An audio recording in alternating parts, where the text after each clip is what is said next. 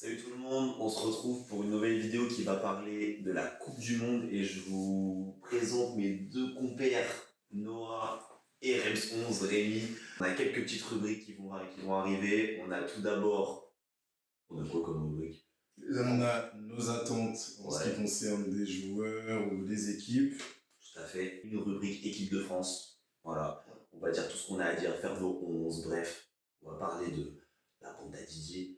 Et puis ensuite, on va faire les pronostics, histoire de savoir qui va nous décevoir, pourquoi l'Angleterre va nous décevoir. Je pense que c'est important de le dire.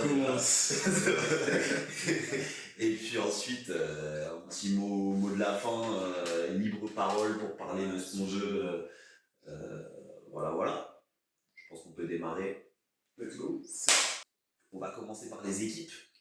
En termes d'équipe, quelle équipe, selon vous, quelle équipe vous attendez le plus? Moi, personnellement, le Portugal. Parce que pour moi, le Portugal a le meilleur milieu de terrain du monde. Vitinha, Neves, bon, Paris Saint-Germain, plus besoin de les présenter. Les mecs braquent l'Europe depuis 2 ans. Tu rajoutes à ça Bruno Fernandes, qui est très très bon avec Manchester United, le seul mec bon de Manchester United. Dédicace à Pipou d'ailleurs. Dédicace à Pipou. Il est là. Et donc voilà, bon derrière, Nuno Mendes, meilleur latéral gauche du monde. Et devant, toujours notre Kriki, qui est encore là. Dernière Coupe du Monde, on verra. Mais moi, Portugal, j'y crois. Je me dis très très solide. Moi, je reparlerai du Portugal, mais pas dans cette rubrique-là. Ça marche. Je pense que j'ai dit ou flop. Je peux pas spoiler. Ça laisse paraître ce que je veux dire, mais en tout cas, je peux comprendre les attentes. En termes de joueurs, ouais, c'est vrai que ça a l'air fort. Ouais. Ça a l'air très très fort. Et juste en défense centrale, il y a Ruben Dias de City. À côté, je sais pas qui remplace Pépé. Pépé, c'est bon, il est fini, lui. Ouais, non, il est. C'est Parce qu'il était au collège, faut arrêter l'ancien. Ouais, non, il est encore là il y a 2 ans. Le mec lâche pas. Il prend ses rouges. C'est comme Ronaldo, au bout d'un moment, faut. Moi, c'est développer après. C'est ça qui m'inquiète. C'est ça qui m'inquiète parce que, ouais. Bon, c'est ta vision des choses sur le Portugal. Après,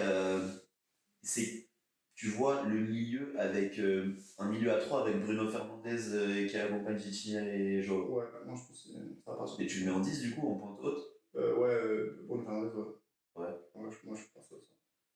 Et avec devant Cristiano, Léao, quand il sera en suspension parce que il préfère mettre des droits contre en match amical. Voilà.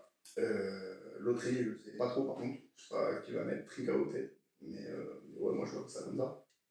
Toi, ton équipe attendue là? Attendue, c'est pas vraiment une équipe que j'attends dans le sens je veux qu'ils aillent loin spécialement ou quoi, mais pour moi ils se doivent de performer, c'est l'Espagne. Parce que la mine en fait. Je suis français, j'ai encore des restes de la question du Ballon d'Or l'année dernière face à Dembélé. Pour moi, c'est pas passé. Yamal, c'était aussi chaud que tu dis. Tu te dois d'être un peu comme notre Mbappé qu'on a en France. La Coupe du Monde, ça doit être ta compétition. C'est sa première. Sa première, c'est ça que j'ai demandé, c'est sa première vraiment en tant qu'adulte, enfin, dans l'équipe de première. Pour moi, si tu es aussi chaud que tout le monde le prétend, il est fort, je ne sais pas que voilà, tu te dois d'amener ton équipe loin, en fait. Après, en vrai, est-ce qu'il ne l'a pas déjà un peu prouvé à l'Euro? Alors là, l'Euro, ça ne vaut pas la Coupe du Monde. Mais en vrai de vrai, c'est lui... Tu regardes la demi-finale contre la France, il nous met son banger, Oui, non, mais je suis d'accord. Mais Coupe du Monde, c'est autre chose. C'est comme... On reviendra après, mais quand on parle de Mbappé et de Coupe du Monde, tu sais que ça va pas flop. Tu vois ce que je veux dire? Il peut flop tous les jours en club s'il veut, mais en Coupe du Monde, c'est une compétition qui a été faite pour lui. Tu vois ce que je veux dire? Tu le sais, moi je veux la même chose pour Yamal. Mon attente, c'est de voir s'il a ce calibre-là au niveau mondial. C'est ça. Voilà, tout simplement. Donc j'attends de voir. Et puis, mis à part ça, ils ont quand même un très bon effectif. Ils sont même dans les favoris, mais dans les plus que favoris, je crois qu'ils sont dans les 2-3 premiers. Oh, clairement. Donc, j'ai hâte de voir ce que ça va donner, puis voir s'ils ont des belles confrontations dans la Coupe du Monde. Moi, je dirais que l'équipe que j'attends de voir, qui m'intéresse, malgré tout, je sais que ça va faire débat, mais c'est le Brésil. Le Brésil, alors, quand on a le maillot, Je crois. Je suis sûr qu'il va être mis dans les flops par quelqu'un, c'est évident. Mais en réalité, déjà, j'ai regardé le groupe qui a été appelé, et c'est déjà beaucoup plus qualitatif que ces dernières années. Genre, la dernière Coupe du Monde, tu sentais que, vas-y, il y avait des bons joueurs par-ci par-là, mais qu'il y avait des gros trous à certains postes. Là, je trouve qu'en vrai, c'est vachement cohérent avec des joueurs qui sont en forme, genre Matheus Cunha et tout ça, qui vont pouvoir jouer. Eux, ils comptent justement les trous que tu voyais sur des postes qu'il n'y avait pas avant. Genre, t'avais des bons joueurs, mais le 11, il n'était pas assez homogène. Et je trouve que là, il est intéressant. Et, bah, je pense que, voilà, Carlo Ancelotti, tactiquement, c'est pas le magicien comme certains coachs, mais il est capable de souder un groupe, il est capable de fédérer autour de lui. Et en réalité, sur une compétition comme ça, c'est pas la tactique qui va prendre le dessus, c'est est-ce que ton groupe il est capable d'aller jusqu'au bout. Et tu connais tout l'amour du Brésil pour leur équipe, alors ça peut leur desservir. Ça peut leur desservir. Mais non, il y a quand même fortement la tactique qui rentre en jeu. Au bout du compte, c'est 11 contre 11 sur le terrain, celui qui a la meilleure tactique, il gagne. T'as beau avoir les joueurs. Après, c'est vrai que moi aussi j'ai la question du Brésil, savoir ce que ça va donner un peu. Ils ont une bonne attaque, ils ont des gros noms. Quand je pense à Neymar, qui pour moi, aujourd'hui, là où on entend cette vidéo, dans le football, c'est plus qu'un nom. Et c'est vraiment un joueur. Je suis d'accord. Henrik, Vinicius, Rafinha. Donc ça fait c'est de gros noms. Normalement, quand tu vois ça, t'as peur. Tu te dis c'est une équipe qui va aller loin. Généralement, des fois, tu regardes, tu pousses les équipes favoris juste en voyant le nom des joueurs. Mais là, je sais pas pourquoi. Non, je sais pas. Ça va flop.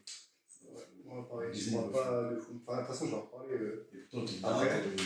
Mais ouais, attention, je les ai pas classés dans les favoris. Oui, j'ai dit c'est l'équipe que j'attends parce que je sais pas, ils m'intéressent. Et puis vas-y, voilà. Brésil en Coupe du Monde, t'es toujours un peu intéressé quand même. Ça, bien sûr. Et si je peux me permettre de faire la passerelle ensuite vers le deuxième point, les attentes de nos joueurs, parce que justement, quand je vous ai un peu teasé le truc, voilà, le joueur que j'attends en tant que bon Lyonnais, c'est Hendrik. Pourquoi ?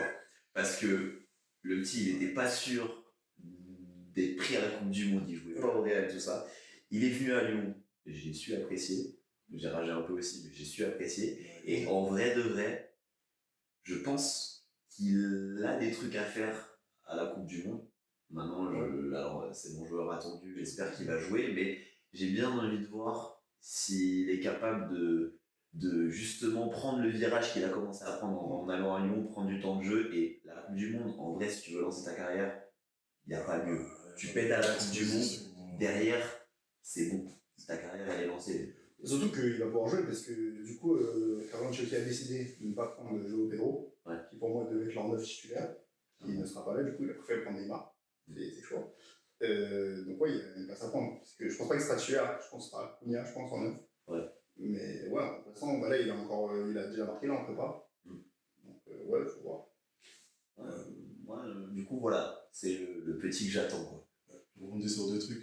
Effectivement, pour moi, la Coupe du Monde, pareil, c'est une exposition incroyable, mais dans les deux sens. C'est soit tu fais une Coupe du Monde de fou, et derrière, t'es très très bien exposé, t'es bien en club, t'es en confiance, soit tu rates des choses, des actions, soit t'es mauvais, et derrière, la suite de carrière est compliquée. Je pense qu'on y reviendra après, mais Randall, voilà, je parle de toi.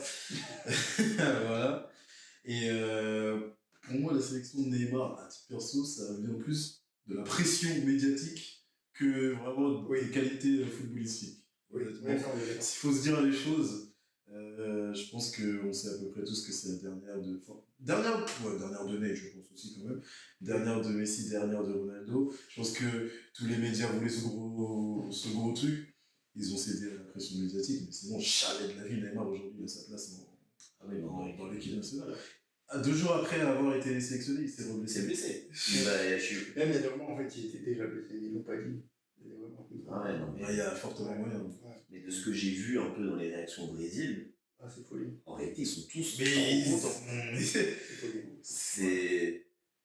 Je pense que c'est le garçon du pays, tu vois. C'est la star. On peut pas comprendre. C'est notre Zidane. C'est ça. C'est le Là, on touche pas à Zizou, on touche pas à Neymar. Je pense que c'est ça, tu vois. Moi, du coup, pour rebondir, en termes de joueurs à suivre, moi aussi, j'avais pris Vinicius Junior. Mm. Parce que, du coup, pour moi, justement, là, ils ont pris Neymar, mais en fait, personne n'a remplacé Neymar en sélection. Mm. Genre, c'est tellement une idole, tout ça. Et en fait, personne n'a pris la place. Et Vinicius Junior, c'est très fort avec le Real Madrid. Enfin, c'était, parce que, dernièrement, c'est un peu compliqué. Depuis qu'un jour est arrivé au Real Madrid. Oh, le joueur. C'est bon, tu fais perdre la Ligue des Champions. Mais en sélection, c'est très compliqué, Vinicius. Il n'a pas approuvé encore. Et du coup, je l'attends de lui, qui step up et qui porte le Brésil. C'est normalement lui le gros joueur. Avec Rafinha, mais Rafinha, physiquement, il avait plein de blessures. Il y a plein de blessures là. Donc, moi, vraiment, j'attends de Vinicius une grosse compète pour vraiment porter le Brésil sur ses épaules, quoi. Ouais, c'est vrai. Donc, voilà. Ouais, je trouve que Vinicius, il n'a pas. Je sais pas comment expliquer. C'est pas le joueur. On sait que c'est un très très bon joueur, c'est un très grand nom, vraiment un bon joueur, mais qui n'a pas encore eu ce statut de. Enfin, il n'a pas gagné vraiment ce statut de personne à confiance. Ouais. Quand il est là, tu sais que ça va aller vraiment de cadre. Tu vois. Exactement. Je refais encore mes avec l'équipe de France, de toute façon, on va revenir après. Vous savez, je suis Mbappé. Mbappé, c'est le cadre, tu sais que. Ouais. Voilà, il n'a plus rien à prouver. Par contre, même si aujourd'hui sa carrière s'arrête maintenant alors qu'il n'a que 27 ans, il n'a plus rien à prouver. Parce qu'il a atteint ce cadre. En Coupe du Monde, ok. Oui. Ouais. En Coupe du Monde, ok. Mais même en tant que joueur, il a été très bon. Mais Vinicius, pour moi, c'est juste le joueur qui a été très très bon, qui a un nom, mais qui n'a pas encore atteint ce level. Et c'est vrai que cette Coupe du Monde pourrait être un tremplin pour lui pour atteindre ce stade. Tu parlais de Mbappé, en vrai, on est un tournant de sa carrière. Parce que Mbappé, ce Coupe du Monde, c'est très très fort. Il va probablement devenir le meilleur buteur de l'histoire de la Coupe du Monde. S'il en met 5, c'est bon, c'est plié. Donc dès les phases de poule, je pense que c'est plié. Mais vu sa situation actuelle, c'est très compliqué. Et très remis en question. Il faut qu'il se remette en question lui aussi. Et donc là, il va falloir. Justement, là, je pense qu'on est passé sur la rubrique équipe de France. Ouais. C'est parti. Pour rebondir, je suis pas très d'accord. Enfin, compliqué, oui et non. J'ai l'impression qu'Mbappé, il a toujours été dans en fait, ce questionnement, cette remise en question. Il a toujours été critiqué, en même temps qu'il performait, ou en même temps que. Voilà. Pour moi, c'est pas nouveau pour lui. Donc, j'ai pas l'impression qu'il soit dans un tournant spécial. Pour moi, c'est juste sa carrière. Et puis ouais, moi, j'ai pas l'impression qu'il y ait eu de grands changements pour lui dans son quotidien. Bah, en fait, c'est plutôt au niveau de la vision des gens. C'est que les gens sont tous en train de se dire, bah voilà, il a quoi? Il a 27 ans. 27 ans. La prochaine Coupe du Monde, il sera arrivé déjà dans la trentaine. Et puis, mine de rien, je trouve qu'il y a quand même souvent la comparaison qui est faite avec Dembélé.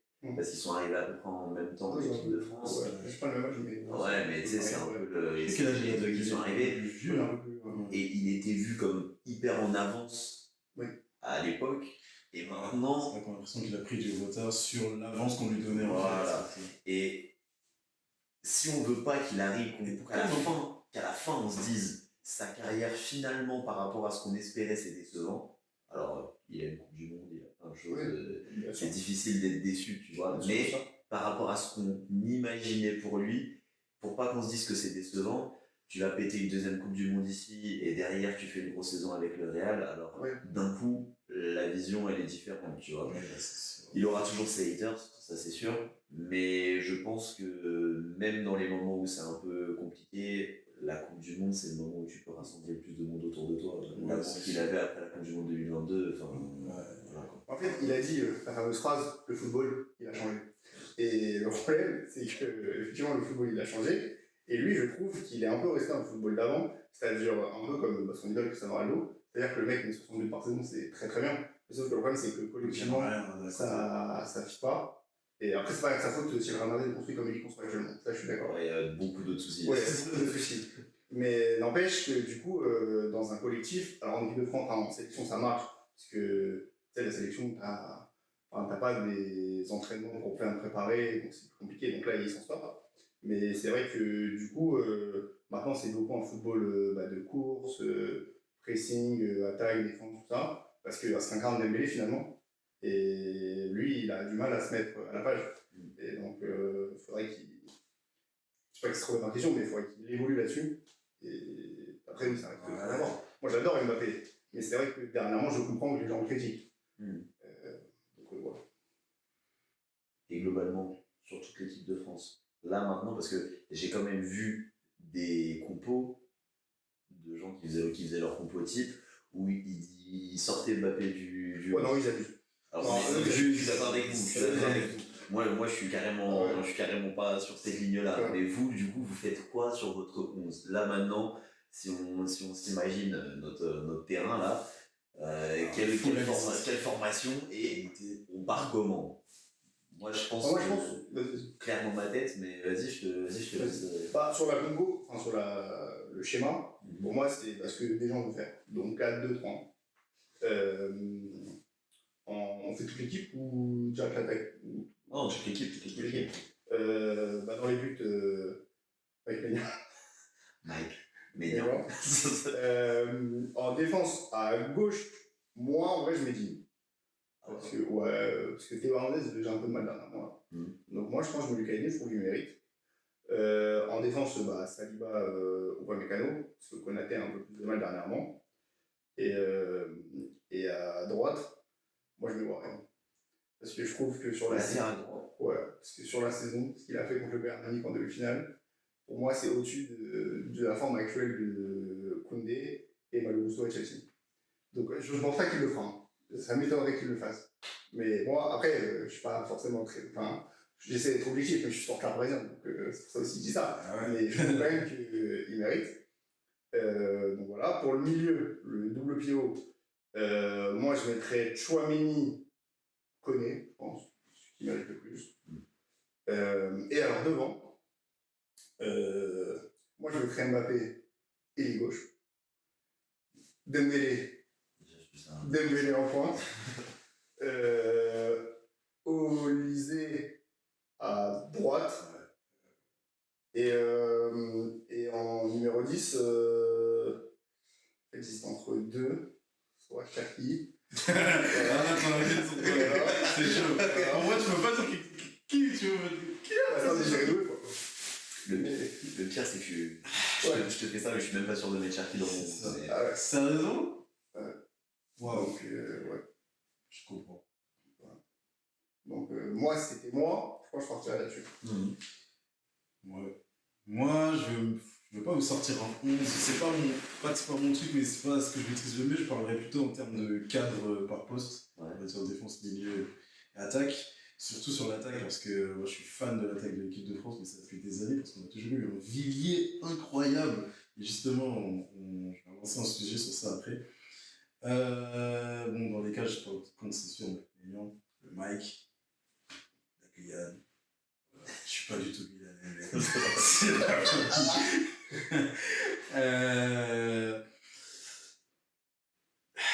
Là, c'est le côté bénin encore qui sort. J'allais dire Koundé en défense, mais c'est vrai que ces derniers temps, je sais pas. Alors, j'ai pas trop suivi la Liga, mais j'ai l'impression qu'en ce moment, c'est moins. Ça propose moins d'habitude. Pour sa défense, le Barça, leur défense, elle est suicidaire. Vraiment, ils ont une ligne trop haute, mais moi, j'ai l'impression que c'est là-dedans pour Koundé que ça va pas. Genre, il a eu toute une phase dans l'année. Il était complet. Oui, et oui, juste avant, il était très très fort. Enfin, il y a une phase vraiment où, je crois que c'était encore en équipe de France, je sais plus c'était quoi, c'est pas la Ligue des Nations, ou peut-être encore. C'était un des cadres de l'équipe de France sur le terrain. Vraiment, il était. Je sais même plus où on est allé, mais on ne serait pas allé jusque-là sans lui. Donc, si on a ce Koundé-là pour la Coupe du Monde, je suis serein. Ah oui, non, mais... Serein. Donc je te dirais ça. Après, pour moi, je ne peux pas parler des autres défenseurs, mais en tout cas, il faut que Koundé soit en défense. Milieu, Tchouaméni, que certains vendaient comme le nouveau Pogba. Bon, restons mesurés, on en est très loin. Ça, faut regarder The Bridge avec Pogba et Tchouaméni pour comprendre que même eux, ils ont jamais voulu qu'on les. Oui, mais c'est sûr. C'est pas les mêmes joueurs. C'est pas les mêmes joueurs, et puis il n'y a qu'un Pogba. Ah non, J'ai des flashbacks de waouh. Enfin, techniquement, il y en a 3 parce qu'ils sont 3 frères. Mais ouais, je comprends ce que tu veux dire. Ouais, mais il y en a un. Ouais, mais il y a quand pas il y a qu'une pioche. Il y a qu'une pioche. Il y a qu'un pépé. Aïe, aïe, aïe. Non, là, j'ai des flashbacks, je suis. Les autres, ils viennent juste le menacer avec une pioche. C'est ça, mais c'est tout, mais vraiment, à part ça, aucune ressemblance. Pogba secrète, bref. Donc, Tchouaméni, est-ce que vous pouvez me rappeler les autres milieux Il y a Kanté, Rabiot, Koné. Et ouais. Kanté, depuis qu'il est parti loin là-bas, Ça veut dire. je sais plus ce que ça Mais il a donne. revenu Je un peu sais pas proche. ce que ça Il joue à Fenerbahçe. Ouais, mais bon. En gros, il est pas dans les. Moi, c'était pas dans les 5 grands championnats. Mais déjà, même si t'es dans les 5 grands championnats, c'est même pas sûr que je te regarde. Alors, si t'es en dehors. Donc, je sais pas ce que ça vaut niveau de jeu. S'il est toujours aussi fort qu'avant, s'il court toujours aussi vite, s'il récupère autant bien les ballons. Mais j'ai envie d'y croire. Donc, je dirais un Kanté aussi. Et en attaque, c'est mon grand débat. En attaque, c'est mon grand débat. Comme je vous disais, on a un vivier incroyable, donc c'est ça la question. Je suis d'accord sur le Mbappé. Pour moi, il n'y a pas de. Tu discutes même pas. Mbappé. Olysée, à droite. Pareil. Trop fort en club. Sous-côté, pas dans le sens. Plus dans le sens, je pense qu'il n'y a pas assez de personnes qui se rendent compte du niveau qu'il a, en fait. Et je pense que justement, la Coupe du Monde, s'il est aussi fort qu'en club, bah, ça va, les gens vont s'en rendre compte. Et il aura encore plus de fans, etc. En tout cas, bref, Olysée. À gauche. Non, le Mbappé, c'est à gauche. Devant le Dembouz. Obligé. Même si je n'ai pas l'impression que Mbappé et Dembélé sur le terrain, ça soit toujours accordé. Je sais pas. Moi, j'avoue que le truc qui m'embête, moi aussi, j'aimerais mettre Mbappé en ailier et Dembélé en neuf. Le seul souci, c'est que je sais pas si Deschamps il est capable de créer une organisation qui permette de faire jouer un joueur de ce profil-là en neuf. Ça fonctionnait très bien avec des profils style Giroud, parce qu'il a besoin d'un vrai numéro 9. Est-ce qu'il va réussir à faire quelque chose, notamment contre des blocs bas? Est-ce qu'il est capable d'organiser quelque chose où Dembélé est efficace en numéro 9 face à des blocs bas qui sont à 10 dans la surface? Ça, je sais pas. Après, malgré tout, oui, je reste quand même là-dessus parce que le seul joueur de ce profil-là, enfin, il y en a deux, c'est Marcus Thuram et Jean-Philippe Mateta, donc c'est pas eux qui vont aller être titulaires en équipe de France, tu vois. Mais voilà, moi je partirais, niveau défense, ça change pas grand-chose de vous, je dirais Koundé, Saliba ou Upamecano, je laisse quand même Théo Hernandez, mais à voir en vrai, parce que à voir s'il est fiable sur les premiers matchs, ça peut vite switcher. Mais pour son apport offensif, je dirais Théo Hernandez. Puis au milieu, là-dessus, je suis d'accord avec toi, Koné Tchouaméni, je pense que c'est le meilleur compromis. Mais on n'est pas à l'abri que Deschamps il mette un Kanté dans son milieu. Sur les matchs où ça va commencer à être chaud. Sa sécurité. Avec, en vrai de vrai, on n'est pas à l'abri de ça. Et puis, la question, devant, ça se joue juste entre Désiré Doué et Ryan Cherki. Et aujourd'hui, je donne l'avantage à un Désiré Doué sur le côté droit. Sur le côté droit et Olysée en 10. Ouais. Avec Mbappé à gauche et Dembélé à mon 9. Parce que je pense que Ryan Cherki, il serait trop en déséquilibre, enfin il déséquilibrerait trop encore l'équipe. Et que moi je le fais rentrer sur des fins de match. Sur des fins de match, mais pas des fins de match 5 minutes de temps de jeu, tu vois, tu le fais rentrer à la 60e, 65e. Exactement. Si tu as besoin d'un but ou quoi que ce soit, et là il t'envoie des passes que personne n'a jamais vues et tout ça, et là ça débloque le truc. Mais on a besoin des efforts de Doué, parce qu'en vrai, si tu as Mbappé et Cherki sur un terrain, À niveau défense, c'est pas fou. Et tu connais Deschamps, il a besoin de Ouais, solidité ouais, défensive. C'est ça. Ouais. Moi, c'était le débat Cherki, c'était savoir. Il a le niveau pour être titulaire, ça y a aucune question là-dessus, je pense, pour qui que ce soit. Mais c'est vrai que c'est généralement, du coup, on a envie de le mettre directement au titulaire, forcément, parce qu'il mérite. Mais il y a des profils qui sont mieux en tant que remplaçants, parce que justement, ils apportent une dynamique en fin de match. Surtout au niveau du jeu qu'il a, je pense que franchement, il peut perturber beaucoup d'équipes s'il entre, pareil, comme tu as dit, à 60-70e. Il peut perturber beaucoup de défenses de par son jeu. Et je pense que c'est justement plus comme ça qu'il va briller limite Ah oui. que s'il fait les 90 minutes ou première mi-temps et début de deuxième, quoi. Mais ouais, je pense que c'est le débat autour de Cherki. Moi, je pense que la réponse, c'est ça.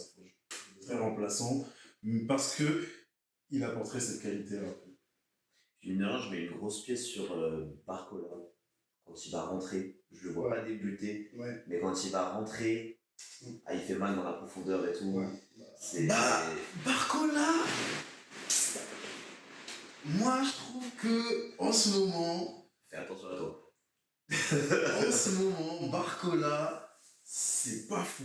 Alors, je suis pas supporter du PSG, mais donc je pense que le monsieur à côté a regardé plus de matchs du PSG que moi cette saison. Mais je les ai quand même pas mal regardés cette saison, qui plus est 3 fois au stade cette saison. Et donc j'ai eu l'occasion de voir Barcola de près, même 4 fois au stade, pardon, parce que je suis allé au Vélodrome aussi. Et il n'a pas de finition. Alors oui, mais c'est pas sur ça que je l'attends. Tu t'attends qu'il crée les occasions, qu'il ne soit passeur. Voilà, il te déséquilibre tout par des courses. Et derrière, il libère des balles quand plus personne n'a du jus, tu vois. Lui, il dévore sur le côté encore et. Enfin. Possible, d'accord. C'est pas non plus très objectif, hein. Mais c'est terminé. Pour moi, j'ai pas envie de baser mon jugement sur un joueur, enfin par rapport à son jeu, sur il n'a pas de finition, ce qui est un défaut, mais il peut créer des actions de par son jeu quand même. Genre, en gros, son défaut va devenir une qualité. Je suis pas dans ça. C'est pas comme par exemple Cherki, je sais qu'il va rentrer, dans tous les cas, il aura la qualité et qu'il va faire du ça. Barcola, t'as juste à être bon, enfin avoir des finitions. Parce que pour créer les actions et tout, passer les joueurs, dribbler, j'ai rien à dire, hein, vraiment très très bon, mais c'est vraiment juste la finition, c'est ça le problème. Et en fait, j'ai pas envie de miser sur oui, mais il est bon en ça, mais pas bon en finition, donc moi, t'es attaquant, tu dois être bon en finition. C'est même pas un débat, je trouve. T'es attaquant, finition. T'es gardien, arrêt de but. Ça arrive. Parce que tu vois, Lucien Piquet, il a transformé Dembélé. Le deuxième projet, c'est Barcola. T'inquiète, il va le retransformer lui aussi. Et dans 2 ans, il est pas dedans. Non, mais. Je suis pas d'accord avec toi. Un ailier, ce qu'on lui demande, c'est pas la qualité de finition en premier. Bien sûr qu'il devrait être bon sur la finition. Mais un ailier, c'est pas un buteur. Oui, un ailier n'est pas un buteur. Regarde, tu prends alors, il a marqué quelques buts ces derniers temps avec quoi que ce soit, mais Jérémy Doku, ce qu'on lui demande, c'est pas de marquer des buts. On lui demande de mettre un bordel dans la défense et derrière, il marque le but. Tu regardes un Hatem Ben Arfa à l'époque, on lui demandait pas de marquer des buts, on lui demandait de foutre le bordel et derrière de libérer un bon ballon, tu vois ce que je veux dire? Oui, mais regarde, moi, certes, il faut le bordel dans la surface adverse, mais derrière, on n'en fait rien. Parce que c'est lui qui cherche à aller au bout de son action et il rate. Tu vois ce que je veux dire? Encore, tu fous le bordel. En tout cas, sur le peu que j'ai vu, je peux me tromper, mais sur le peu que j'ai vu, à chaque fois, c'était ça. Il fout le bordel dans la surface adverse, mais il cherche à aller au bout de son action, il cherche à aller finir, et ça rate. Alors que si, ok, tu me dis que lui, son rôle en tant qu'ailier, c'est de juste faire la surprise dans la surface adverse, et ensuite de passer, par exemple un Dembélé ou je sais pas, là, ok, son jeu est optimisé. Mais la façon dont il joue, en tout cas, moi, la façon dont je l'ai vu jouer, c'est pas optimisé. Moi, aujourd'hui, Barcola, en tout cas, en tant que titulaire, c'est sûr, mais même en tant que remplaçant, je sais pas, c'est un. Je le mets de côté. Ou, en tant que remplaçant quand même, parce que bon, oui, en tant que remplaçant, oui. Mais pas titulaire, c'est ça. En fait, oui, comme au PSG, parce qu'en fait, c'est effectivement la finition le problème. Parce qu'en plus, devant lui, en plus, il a un animal. Hein. Le Vara, Tu peux rien faire contre lui en Ligue des Parce que Champions. lui, il fout le bordel et il marque. C'est C'est monstrueux.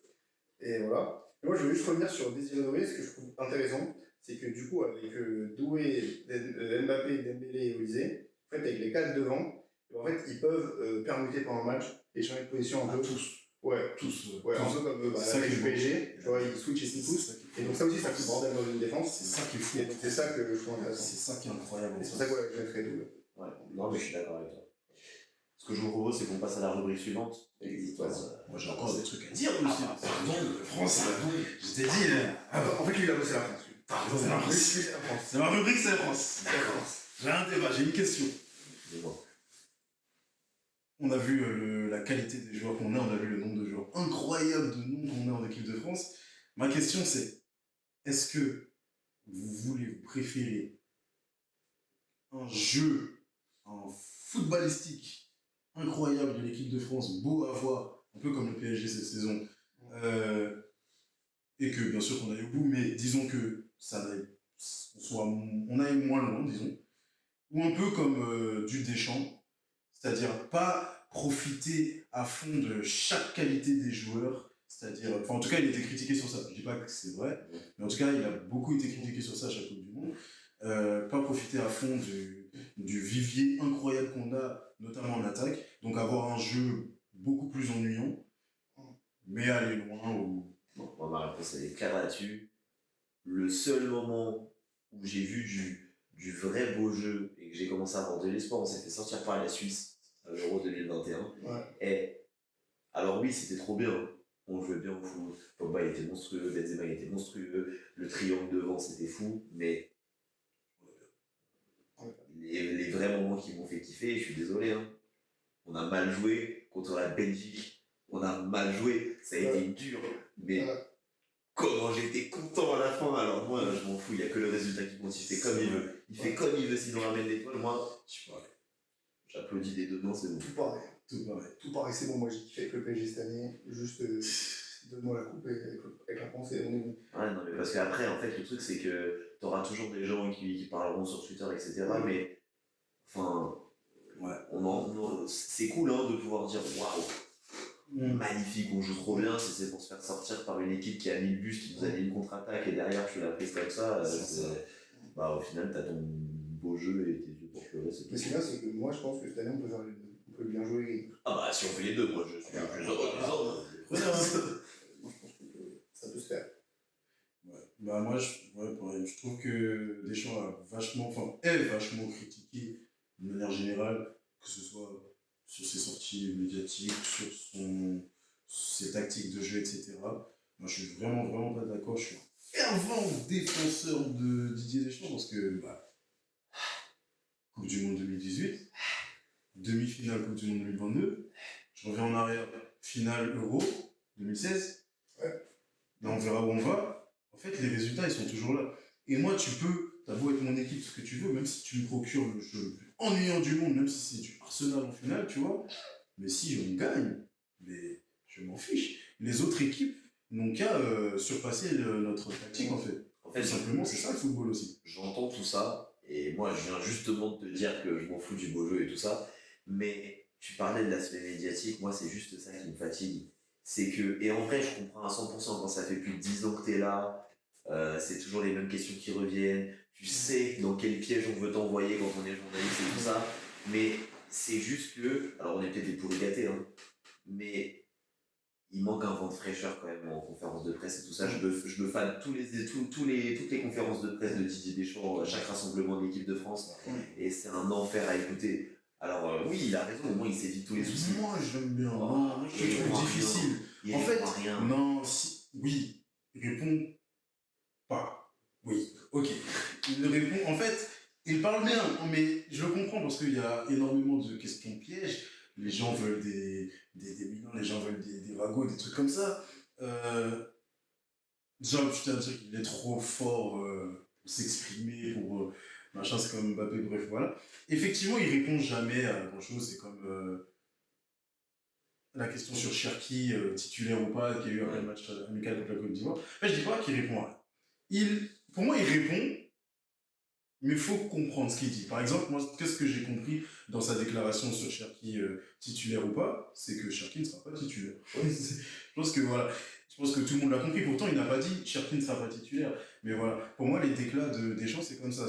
Il parle bien, il garde, il parle de sorte à ce qu'il n'y ait pas de surenchère sur ce qu'il dit ou quoi, mais qu'on comprenne quand même là où, le fond de sa pensée. Donc, moi, je trouve pas qu'il y ait. Alors, je peux comprendre qu'on aime quand les conférences de presse sont houleuses, tout ça, mais si on se pose et on écoute, moi, je pense qu'on a toutes les réponses qu'on. Je demande pas à ce que ce soit houleux.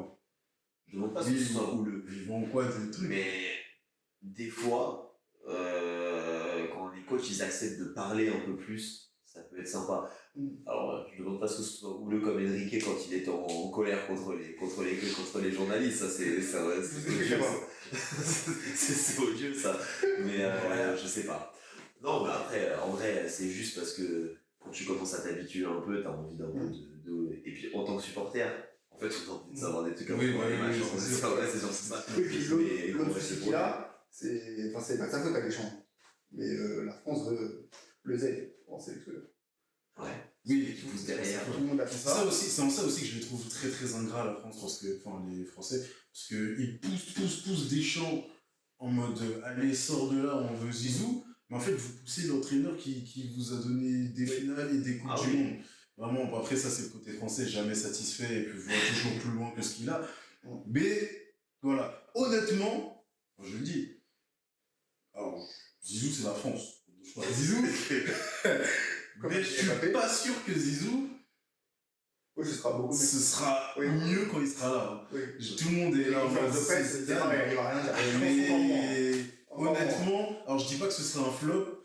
Oui, non. Mais si je devais estimer, je parle plus du côté flop Zizou en France que flop Zizou. Après, je pense qu'on soit honnête. Là où aussi c'est très ingrat, c'est que Deschamps, quand il a repris l'équipe de France, j'aurais pas aimé la reprendre, moi, l'équipe de France à ce moment-là. Pas encore, ça va, Laurent Blanc, il avait commencé le taf. Ouais, c'est vrai, Laurent Blanc avait commencé le taf. C'était force à Laurent Blanc en 2010. Ouais, mais c'était pas l'équipe de France la plus facile à reprendre non plus, tu vois. Et franchement, on lui a quand même assez rarement laissé du crédit. Genre, ça l'a quand même condamné souvent. Faut savoir, on est tous, je pense, au clair là-dessus, Zizou, il aura un crédit, mais infini avant de se faire critiquer. Et il l'a mérité, son crédit infini, mais... Bon, c'est vrai que c'est injuste. Mais bon, après, moi, quand ce sera terminé, c'est le Coupe du Monde. Mais tous mes respects à Didier Deschamps. Merci Deschamps. Encore plus, parce que. Comme ils ont fait, je sais pas si vous avez vu les banderoles à Beaujoire pour la Côte d'Ivoire, ils ont fait plein de banderoles de remerciements Deschamps, parce qu'en plus il vient de Nantes, avec plein de rêves et tout. Sur le plan tactique et technique.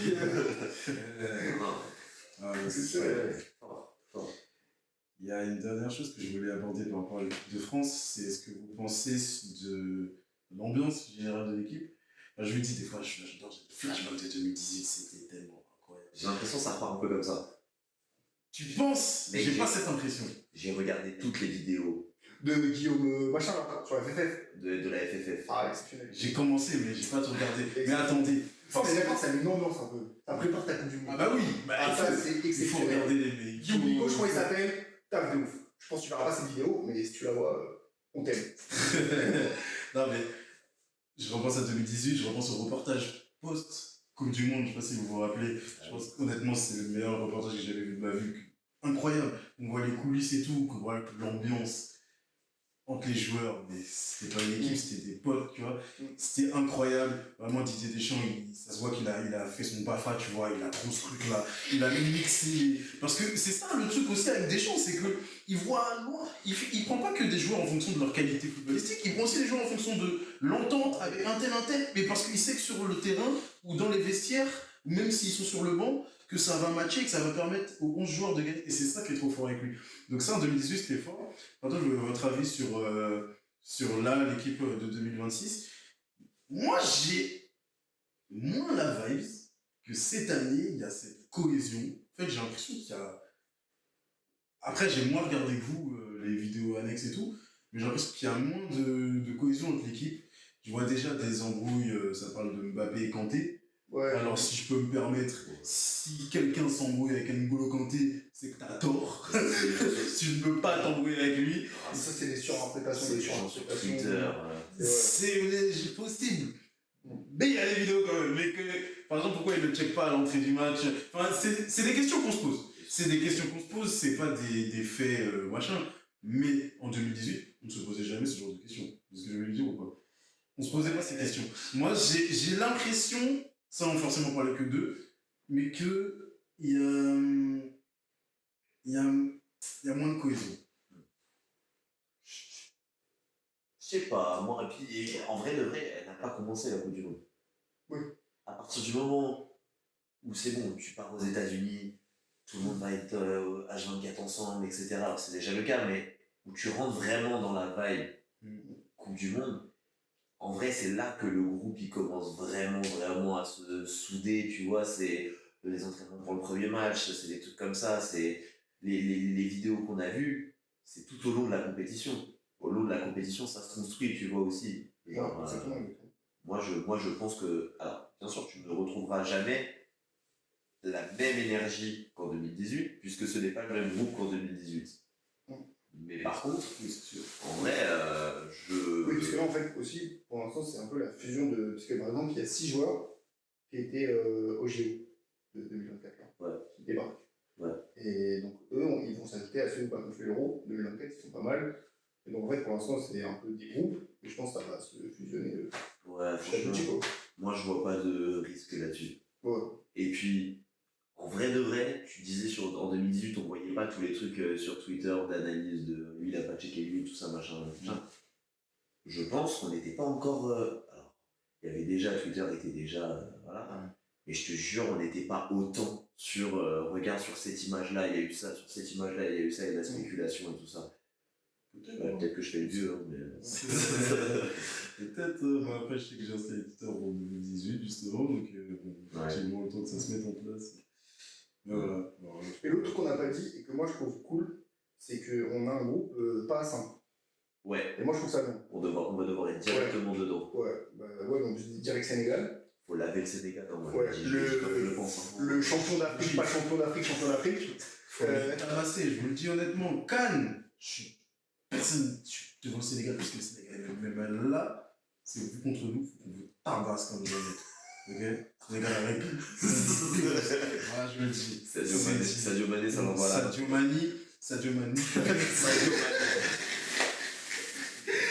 Mané, je veux qu'on fasse du boulot sur le terrain, juste là, ta calvitie recule encore. Donc non, là, c'est que les ennemis. Là, autant les autres compétitions, tout ça, c'est... On peut être en mode fraternité, tout ça. Coupe du Monde, France ou rien. Moi, je rien à faire. Ouais, même Norvège, Hollande, tout ça, ça peut être... Moi, alors, justement, ça me fait switcher sur les pronostics.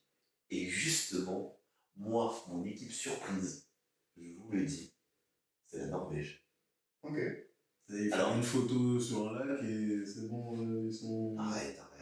Déjà, Viking, tu connais, aucune origine du Nord. C'est pas vraiment. Si tu t'en rends Non, mais pour moi, la Norvège, alors certes, ils sont dans un groupe super difficile. Si ça se trouve, là, je suis en train de me dire la surprise, ils vont pas sortir des poules. C'est possible. Mais. Si, ils vont sortir. Parce que c'était troisième, tu sors. Il y a des règles en gros. Mais alors. Avec tout respect pour les règles. Pour moi, je vous le dis, alors, ils ont une équipe. Bien sûr, il y a des faiblesses en défense, etc. Machin. Tu mets Haaland, Sorloth, Odegaard et tout ça, ça joue. La Norvège, ça joue. Et si tu regardes les qualifications. Oscar Bob, les qualifications qu'ils ont fait, c'est du sérieux. La meilleure équipe des qualifications. C'est du très sérieux, la Et Norvège. on en profite pour dire, ils ont éliminé qui en qualification? La Suède? Non. L'Italie. Bye bye l'Italie. Ah, l'Italie. Attends, ça fait une compétition qu'ils sont pas là? Nah. Ça fait deux compétitions qu'ils sont pas là? Nah. Trois compétitions qu'ils sont pas là? T'imagines t'es né en 2010, t'as jamais vu ton équipe en Coupe du Monde. Moi je trouve que c'est fou quand même, parce qu'on parle de l'Italie.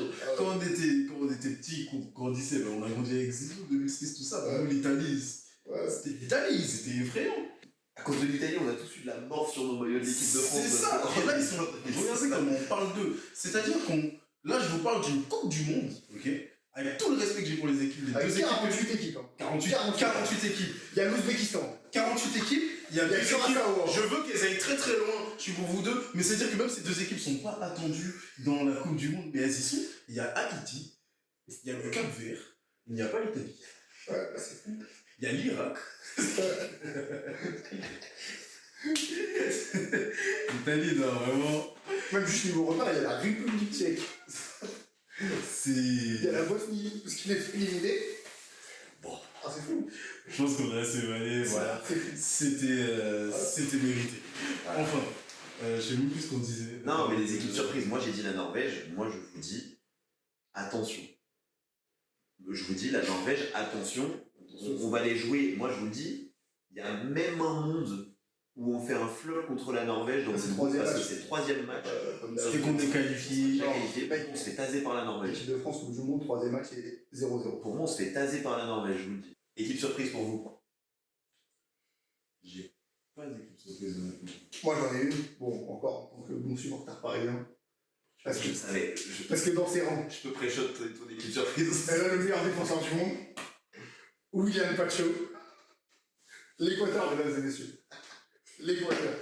Mais pourquoi l'Équateur? J'ai des arguments. Alors, déjà, il faut savoir qu'elle a fini deuxième de qualification en C'est Malaisie. vrai ça. Derrière l'Argentine. Très fort. Donc très fort. En défense, on a le meilleur défenseur du monde, je viens de le dire. Mais à côté de lui, il y a Nkapie, qui est, bon, il n'est pas titulaire, il est dans la rotation d'Arsenal, champion d'Angleterre et champion d'Europe. Au milieu, il y a Caicedo, Chelsea. Ils ont la pépite Kendrick Páez, qui a joué à Strasbourg. Et Chelsea, les 72 joueurs de Chelsea, bah, il en fait partie. L'un d'eux. Voilà. C'est un Non, il est pas lancé, mais vous allez dire, Chelsea, un de leurs critères pour prendre un joueur, c'est. C'est. J'ai pas ça complimenté. Non. Je sais pas. Ils ont un groupe, je trouve, homogène, parce que du coup, leur groupe, c'était Allemagne, Côte d'Ivoire, Curaçao. Bon, reste au Curaçao, hein, mais voilà. L'Allemagne, on en reparlera, mais moi ouais, ça fout. Et donc, moi, je trouve que c'est un groupe homogène, et donc, je pense qu'ils peuvent finir, peut-être pas premier, mais genre deuxième. Et du coup, j'ai regardé un peu, et en gros, le deuxième de leur groupe croise avec le deuxième de notre groupe. Donc ça veut dire que probablement, genre, peut-être Sénégal ou Norvège. Donc moi, je pense que ça va même aller jusqu'en huitième. Ce serait très bien pour l'Équateur. Ouais. Donc moi j'en fais ma petite surprise, quoi. Ouais, ça s'entend clairement. Ça s'entend clairement. Ensuite, suite aux surprises, évidemment, il faut quand même parler du gagnant. Qui, là, c'est les pronos qui gagnent cette compétition. Équipe de France. Équipe de France ou Espagne. Équipe de France aussi pour moi, j'avoue, là, je peux pas, je m'en voudrais de dire autre chose. J'ai mal. Équipe de France. Alors que bien Curaçao. Ouais, non, la France. Okay. Pour moi, France, c'est soit on va très loin, pour moi, très loin, c'est finale. Moi, je ne veux pas demi-finale, pour moi, c'est pas. Quand t'es l'équipe de France, tu dois d'aller en finale. Donc pour moi, très loin, c'est minimum finale. Soit on va en finale, soit on flop. On ne dépasse pas les huitièmes. Ouais. Moi, j'ai l'impression cette année, je le vois comme ça, je sais pas pourquoi. Il n'y a pas d'entre-deux. Il n'y a pas d'entre-deux. En huitième, si on les passe, pour moi, on va en finale. Je sais pas, c'est comme ça. J'ai pas du tout les confrontations en tête, j'ai pas les autres équipes ou quoi. Mais c'est comme ça. Dans ma tête, c'est comme ça. Soit l'autre, soit Voilà, je suis assez d'accord. un petit huitième de finale pour Haïti. Justement. Quel est. Non, attends. C'est quoi notre rubrique? Ce sera un peu au montage. Il y a les flops. Gagnant, chrono, flop. Les flops. Alors, du coup, faut qu'on en parle. Parce que du coup, moi, je sais pas trop comment répondre à cette question. En fait, moi, j'ai des grosses nations du football. En fait, pour moi, elles vont flop, mais en fait, c'est un peu attendu. Et donc, dont une dont j'ai le maillot, parce que pour moi, le Brésil, je la sens pas bien. L'Allemagne, je la sens pas bien non plus. Est-ce que l'Argentine va briser la malédiction et se qualifier, ou comme tous les champions du monde sortants, Sénégal, je pense qu'ils vont au moins passer les poules. Nous, on l'a brisé la malédiction. Oui, c'est vrai, en 2022. Ah oui, c'est vrai qu'on l'a brisé. Ok, oui, c'est vrai. C'est vrai. Donc voilà. S'ils peuvent sortir moi, je vais pas vous mentir, si on peut les affronter, mais je crois que, enfin, si on finit tous les deux premiers, il me semble que c'est pas moi la finale. Mais moi, je veux Maroc. Moi, je veux les fracasser. Moi, je veux pas. Argentine. Je veux pas parce que. Alors, sauf si c'est une finale. Mais pourquoi je veux pas France-Argentine? Alors, pour moi, bon, je vous dis en flop, c'est l'Argentine pour moi. Pour moi, c'est. Ouais. Je pense qu'il y a une très grande part de volonté, plus que d'objectivité. Mais, pour moi, l'Argentine, ça flop. Mais si on devait les affronter ailleurs qu'à la finale, en fait, j'ai pas envie. Parce que, en bonne culture française, je sens qu'on va passer à côté de notre match. D'accord, plus rien à dire. Et je refuse, vraiment, je refuse de perdre contre l'Argentine. Ah ouais, non. Honnêtement, je vous dis en tant que Marseillais, je préfère perdre contre Paris que perdre contre l'Argentine. Ah, mais c'est surtout que si on perd contre l'Argentine. Contre Lyon, non. Mais. Ah, mais surtout que si on perd contre l'Argentine, on va perdre contre Léandro Ballardi et Facundo Medina. Et ça, notre Dora, il va pas supporter. Je vais pas le supporter. Je pense que je fais une descente à Marseille tout de suite. Vraiment, tout de suite. Si Balerdi il arrive à stopper tout le match d'Embélé, moi ça va être blessé. Ah zut. C'est tombé aujourd'hui là. Zut. Il est blessé. Zut, je suis vachement triste. Oh, mais le problème c'est pour moi, ils vont aller plus loin. Ah oui, ah bah oui, oui. Balerdi ne pouvait pas me pourrir la vie toute l'année, tous les jours de ma vie à Marseille. Et en même temps, en Coupe du Monde. C'est pas possible. Mais le fait qu'il soit blessé, malheureusement, ça me pourrit la vie. Parce que ça veut dire que l'Argentine va mieux jouer. Parce que je vous garantis, croyez-moi, que quand Balerdi est là, vous jouez moins bien. Je suis pas sûr qu'il aurait été titulaire. Écoutez, on compte sur les médecins argentins, remettez-le sur pied. Faut pas qu'il rate son rêve. Faut pas qu'il rate sa Coupe du Monde, s'il vous plaît. En tout cas, Argentine flop pour moi. Je le sens, ça va flop. Et je voulais lancer un petit débat aussi. Mais le problème, c'est que c'est aux États-Unis. Donc, je pense pas que ce soit le cas. Mais, pour moi, je vous le dis, c'était truqué. Argentine, tout a été mis en œuvre pour qu'ils gagnent la Coupe du Monde 2022. Et pour moi, ça n'a rien du fait d'être français. Il y a juste à regarder le match. Autant truqué que. Allez voir le compte bancaire de l'arbitre après le match, s'il vous plaît. Je pense qu'on aura tous notre réponse. Voilà. C'était plus ou moins truqué que la finale de la CAN? La dernière CAN? Oui. Non, tu peux pas faire plus truqué que ça. Mais là, on va faire des professionnels. Tu peux pas faire plus truqué que la dernière. Là, c'était même plus truqué. Truqué, à la limite, c'est quand c'est caché. Ouais. Là, c'était pas caché. Donc, on peut même pas appeler ça être truqué parce que là, c'était même pas caché. Bon. C'était en 4K de votre. Je vais pas rentrer sur ça. C'est sur Insta. Comme ça, je t'arrobase, tu te prends la sauce. J'adore. Je suis prêt. Comme ça, il y aura que toi qui parle. Venez, je vais tous vous bloquer. Alors, non, j'allais dire dernière de Ronaldo. Est-ce qu'ils vont pas pousser le Portugal jusqu'au bout? Mais est-ce qu'on rêve pas tous à Argentine-Portugal? On rêve tous d'un Argentine. Non, alors pas en finale. Non, pas en finale. Ah oui, moi je Ah oui, mais il faut un Argentine-Portugal. La dernière. Alors oui, il faudrait un dernier carré Brésil, Argentine, Portugal. Le Brésil n'arrivera pas jusque-là, mais. Je ne dirai pas jusque-là, mais. Je vous le dis, mon flop, je te l'ai sous-entendu au début, c'est le Portugal. Parce que justement, c'est la définition exacte du flop. Oui. C'est qu'on les attend, ils sont favoris, ils sont l'un des favoris, ils ont une équipe de barbares. Pour moi, il va y avoir des histoires encore avec CR7, son temps de jeu, est-ce qu'on le met remplaçant, est-ce qu'on le met titulaire. Non, il start et Gonzalo y rentre. Ouais, bah voilà. Mais pour moi, je suis désolé, mais ces histoires-là, plus les 800 matchs joués par les joueurs que tu as cités, c'est-à-dire les Parisiens, sur 2 saisons, au bout d'un moment, moi je te dis, ça va flop sévère. Donc ça, c'est mon flop, entre guillemets, je me mouille un peu pour le trouver. Et sinon, le flop, ce sera l'Angleterre, comme d'habitude. Oui, on peut te dire. Ça, il n'y a même pas de... Ouais, c'est tout. Comme ça, Harry Kane, joueur de Tottenham, de base, il va flop. Il a appris à gagner maintenant avec le Bayern, mais il va flop quand même. Voilà, moi je le dis. Non, pour moi, le flop, c'est le dernier du monde d'Angleterre, c'est 2004. Et puis là, je ne sais pas si vous avez vu la liste de l'Angleterre. Il a pris Palmer. Il a coupé dans le vif, là, il a vraiment retiré les joueurs. Alors, Mais sauf que là, l'Angleterre, ils ont un vrai coach. Parce que Tourelle, c'est. Alors, son sélectionneur, pour l'instant, on l'a pas vu. T'as pas aimé Southgate? Ou, bah, après, j'ai pas trop d'avis, quoi, je connais pas. Mais Il est Tourelle, de l'année, quoi. mais Tourelle, moi, je trouve ça va pas bien. Mais d'ailleurs, même globalement, la Coupe du Monde, je trouve que cette année, c'est une Coupe du Monde où on parle vraiment beaucoup des coachs, parce qu'il y a des gros coachs. Ouais. Ancelotti, Tourelle. Pas très gentil pour Ancelotti, dire qu'il est gros, mais. C'est pas gravissime.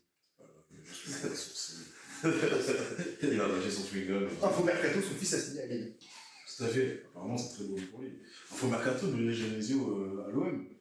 Info Mercato, bon courage. Mais bizarrement, alors je sais pas si. Mais c'est ça le problème, c'est que là, je sens que je rentre dans ma ira marseillaise hype. Bruno Genesio, ça me hype. À l'OM, ça me. Malgré que ce soit un ancien coach de Lyon, je sais pas. Je pense que là, j'ai besoin de changement. Et je suis nouveau hype. Donc je suis prêt à être déçu, parce que je n'oublierai jamais la saison que j'ai vue. Je vais t'expliquer comment ça va se passer. Comme ça, tu seras pas déçu de quoi. Ce soir, avec Bruno Genesio à Marseille, une Coupe du Monde, je trouve ça exceptionnel. Ah oui, non, mais ça, on voulait discuter, on va discuter. Je vais t'expliquer comment ça va se passer. Il va arriver, il va faire une super saison, vous allez finir deuxième, Bruno Genesio incroyable, trop bien. Vous allez avoir des bons joueurs, il va avoir un effectif, un des effectifs les meilleurs que vous ayez pu avoir à Marseille. Waouh, trop bien, on a des super joueurs. Mais que va faire Bruno Genesio avec ça? Il va sortir en Coupe de France sur des matchs que vous auriez dû gagner. Bon, ça pour Marseille, c'est classique. Il va. Et puis, petit à petit, il va devenir imbuvable. Petit à petit, il ne va toujours rien gagner. Et petit à petit, il va faire des résultats. Tu peux jamais lui reprocher parce qu'il va en Europe, mais au final, il ne te fera jamais rien toucher d'important. Tout ça pour à la fin se casser. Et avec un bel effectif, tu n'auras eu rien. Oui, mais là, tu m'as sorti une carrière mondiale Un jour. de l'OM, quoi. Un jour. Ouais, mais c'est Bruno Genesio. Parce que j'ai envie de te dire, c'est pareil, Lyon, Marseille, on vit la même chose, juste à des moments différents. Moi, si je peux me permettre, après, il faudra expliquer, faire une vidéo pour expliquer pourquoi les Lyonnais ont autant la haine de Genesio. Parce que j'avoue, moi, je ne comprends pas. C'est fascinant. Parce que, alors, Genesio, c'est on 2010. va essayer de pas passer trop longtemps là-dessus. On va dire vidéo. Non, alors, je suis désolé. Quand tu as dans ton équipe Ferland Mendy, Nabil Fekir, Memphis Depay, Ndombele, Aouar, Lacazette, t'avais des gars, quoi. Encore Lopez, Ouais, Lopez qui savait encore jouer au football. T'avais des gars, t'avais des vrais gars. Je suis désolé. Tu devais faire beaucoup mieux que ce que t'as fait. Tu finis pas quatrième de Ligue 1 avec ça. Je suis désolé.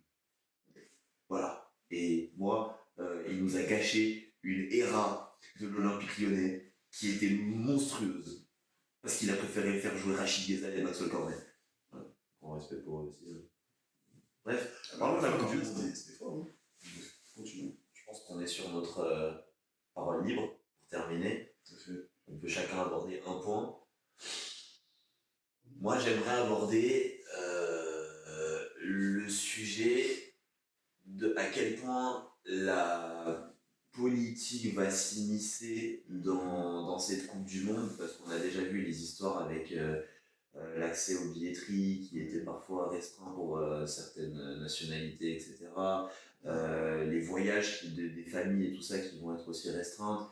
Puis tu le vois de toute façon, Trump qui essaye de faire des apparitions à la Maison Blanche pour l'UFC, qui vient pour le match de NBA. C'est évident qu'il va vouloir se mettre en avant et faire son show. On l'a déjà vu le final, le Coupe du Monde des clubs. Voilà. Le mec avait le trophée. Non mais voilà, il va vouloir se mettre en avant à fond.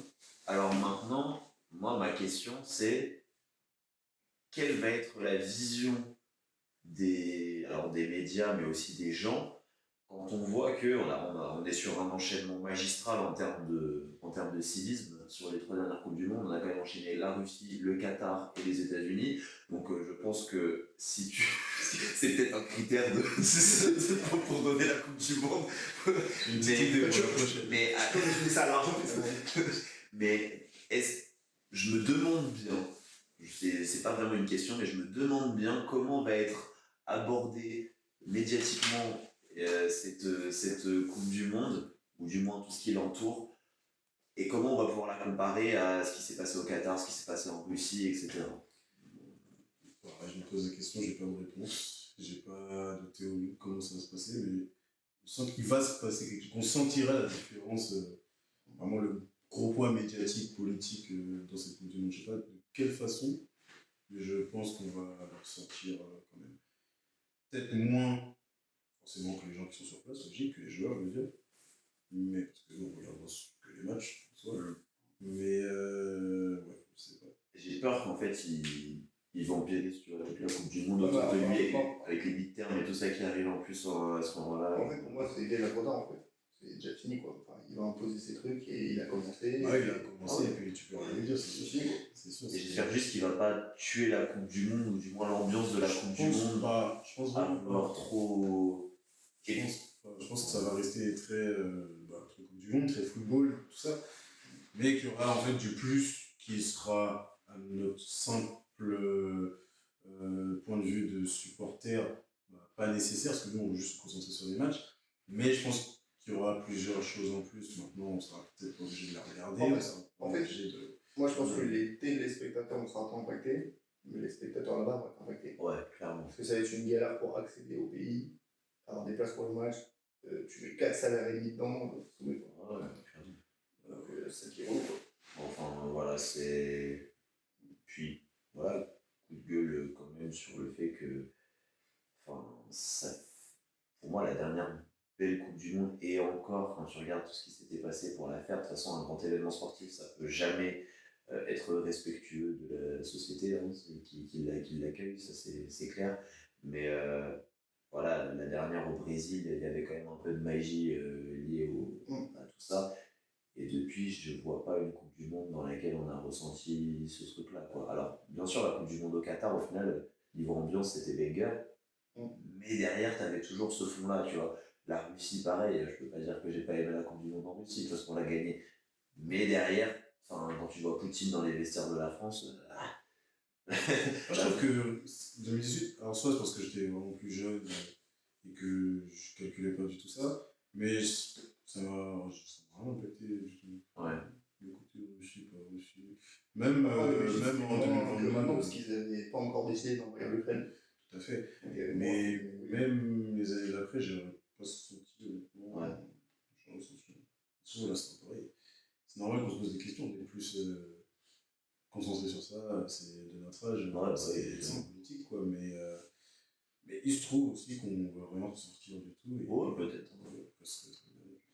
Écoute, voilà, c'était mon sujet, c'était ma carte blanche. Tiens, on va revenir sur un truc, sur les pronos.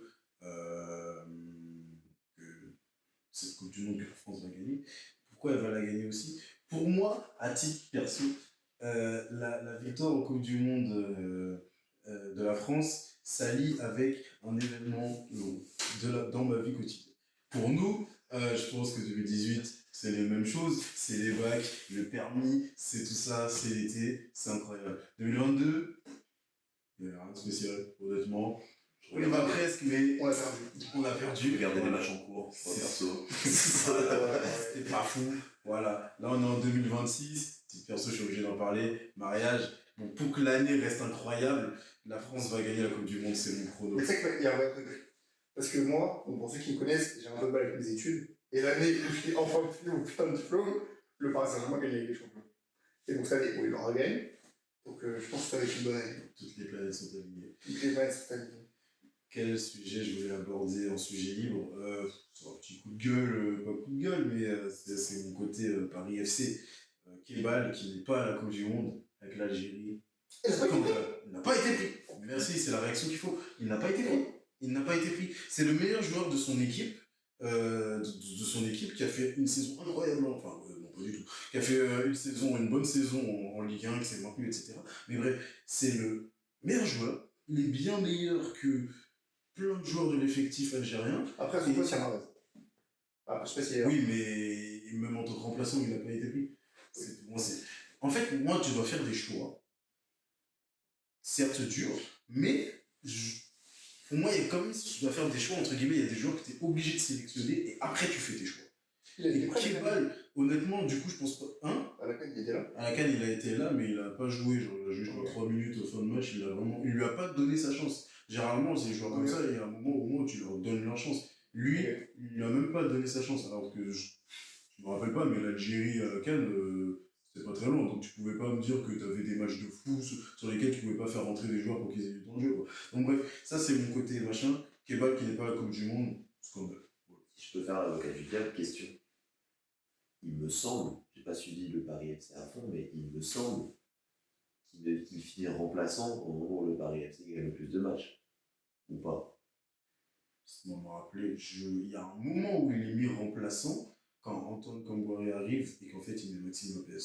Et en fait il met les deux meilleurs joueurs sur le banc, mais c'est pas une question footballistique, c'est plus une question d'ego, parce que c'est un peu la manière de faire de. Ouais, mais de Camboire. L'équipe a fonctionné. Monsieur Camboire. Pardon, tu l'avais pas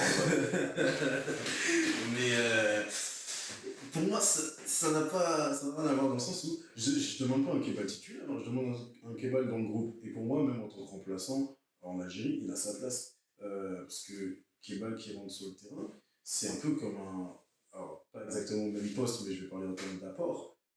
Peut-être pas au même niveau non plus, mais voilà, vous allez comprendre. C'est un peu comme un Cherki qui rentre en tant que remplaçant et qui vient, c'est ce joueur qui peut en fin de match te mettre du jeu, mais bien sûr, mais Kebal est footballistiquement incroyable. J'ai dit pas au même niveau. Après peut-être que pendant la CAN, il n'a pas joué.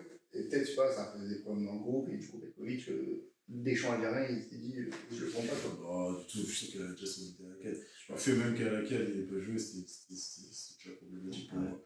Et puis, écoute, ils sont allés jusqu'où ils sont allés. Il avait qu'à faire jouer, c'est la tête à l'épaule. Mais voilà. C'est mon petit coup de gueule. Après, c'est mon côté supporter aussi, pour les FC, tout ça. Voilà. Mais écoute, ils ont qu'à sortir en poule comme ça. Alors que derrière, t'as un joueur de son équipe qui est pris pour aller à la CAN. Mais j'ai pas trouvé cette saison incroyable non plus, alors qu'ils sont dans la même équipe, chérie. Alors ils sont dans la même équipe. Un est pris, un n'est pas pris, alors que tu demandes à n'importe quel supporter, même pas spécialement supporter, mais personne qui a regardé les matchs du Paris FC cette saison, le meilleur joueur de l'équipe sur la saison, tout le monde te dit l'un, mais c'est l'autre qui est pris, alors que il n'y a eu aucun fait marquant dans la saison.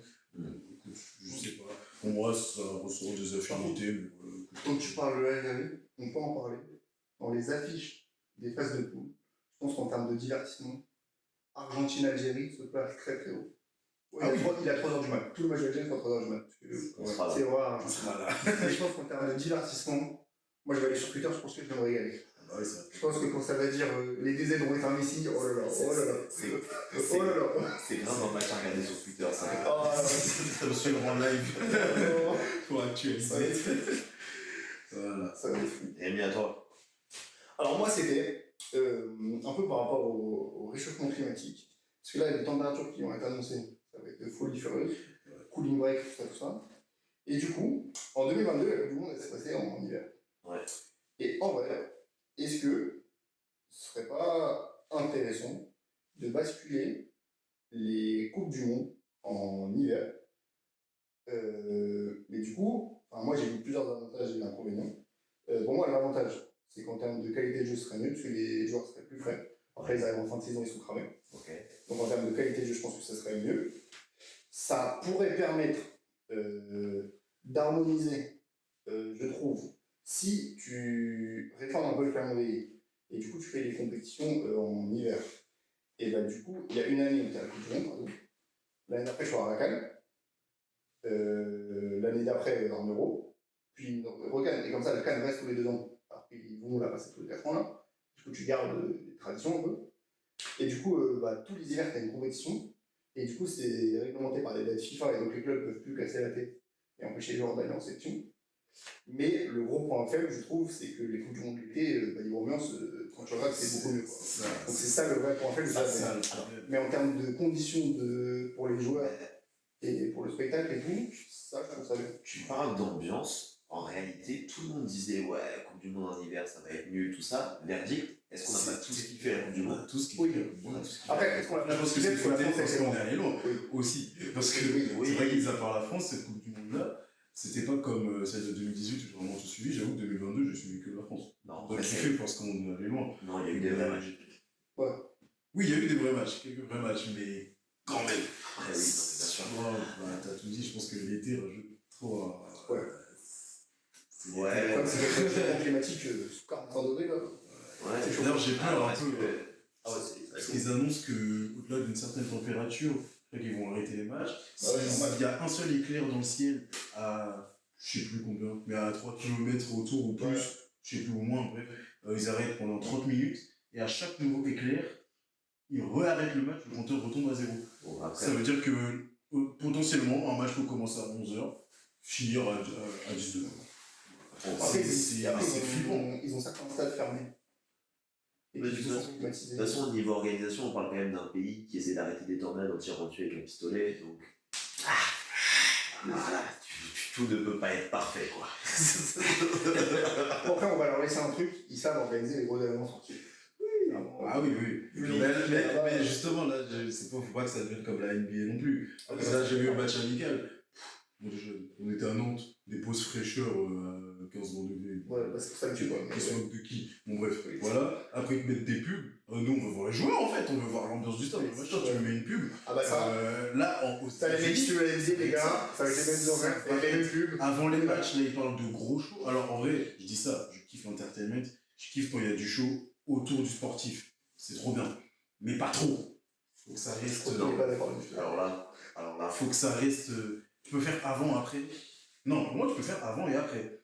Mais pendant, tu laisses le sport être du sport. non, je suis désolé, dès les matchs amicaux aux États-Unis, ils sont en train de tout américaniser, leur truc à la con là, les entrées des joueurs un par un là, le truc ça dure 8000 ans, au lieu d'avoir les vraies images dans les couloirs où ils rentrent tous ensemble, les images de couloir c'est important, ils rentrent un par un, tu rentres un par un quand t'as un 5 à faire rentrer au basket, je veux bien, tu rentres un par un, t'as les 11 joueurs d'un côté, t'as les 11 joueurs de l'autre côté, ils doivent traverser tout le terrain pour rentrer, ça va. Et vas-y, et ils vont tout américaniser. C'est un problème. Tous les petits temps morts, ils vont te caler une pub pour un burger qui va se caler ici. C'est bon. Moi, c'est pas ce sport-là que je regarde. Ouais, c'est ça qui va être relou. Et c'est pour ça que je dis pendant le match, laissez vraiment le sport être sport, s'il vous plaît. Avant et après, je suis pas fermé.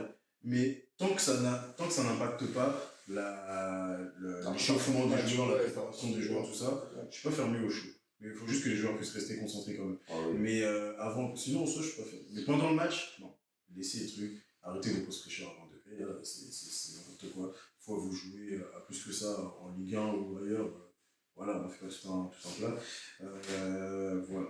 Mais j'ai quand même pas hâte spécialement, enfin, si, mais hâte de voir ce que ça va donner par rapport à ça, mais c'est un questionnement. Je me dis, je la trouve spéciale, cette coupe. Elle est spéciale. De par, comme on disait, la politique, le pays où a lieu cette Coupe du Monde, la culture qui va aller avec, parce que ça va être très américanisé, mais aussi des questionnements autour des équipes. J'ai hâte de voir ce que ça va donner. Je pense qu'on a dit un bon nombre de choses déjà pour préparer cette Coupe du Monde. Voilà, exactement. Il n'y a plus qu'à kiffer devant les matchs. On n'a pas beaucoup d'ordinaire dans cette Coupe du Monde. Mais on va kiffer, on va kiffer. Je pense qu'on essaiera de retourner quelque chose d'ici peut-être la fin des phases de poule ou quelque chose comme ça. Pour faire première étape sur tout ça. Et puis pour valider que l'Angleterre a déjà flopé, etc. Enfin bref, ça on validera déjà.